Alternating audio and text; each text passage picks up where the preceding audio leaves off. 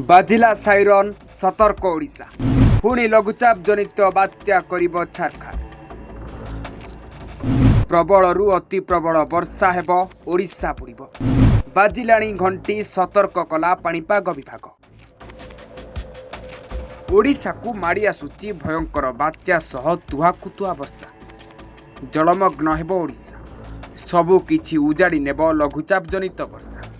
एही जिल्लावासी को पाणीपाग विभाग कला सतर्क घरु बाहरिले हेब विपद। राज्य रे विभिन्न जिल्ला रे जारी रही वर्षा। झारसुगुड़ा सुंदरगढ़ केन्दुझर और मयूरभंज जिल्ला पई ऑरेंज वार्निंग जारी करा जायछि। एहा सह 15 जिल्ला पई येलो वार्निंग जारी करिछि पाणीपाग विभाग। आसंता काली मध्य झारसुगुड़ा संबलपुर और सुंदरगढ़ जिल्ला पई येलो वार्निंग जारी होइछि। आसंता 6 तारिख पर्यंत वर्षा नहीं सतर्क करिछि पाणीपाग विभाग।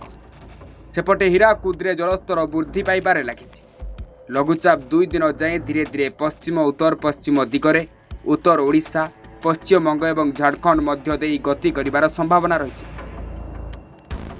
या प्रभाव रे उपकूल उत्तर ओडिशा रे प्रबल वर्षा हेबो। सेपटे लगाण वर्षा कारण उत्तर ओडिशा रे बन्या स्थिति देखिबा को मिलिलानी। सेपटे मयूरभंज जिल्ला रे आसंता 3 दिन जाए प्रबलरु अति प्रबल वर्षा हेबा नै आकलन करिछि पाणीपाग विभाग। जिल्लार विभिन्न छोट बड़ नदी नाल केतक स्थान रे उछुली बन्या स्थिति सृष्टि करिथिबार मध्य देखिबा को मिलिछि। सेपटे लघुचाप जनित लगाण वर्षा कारण बालेश्वर एवं मयूरभंज जिल्ला रे बन्या आशंका वृद्धि पाइछि।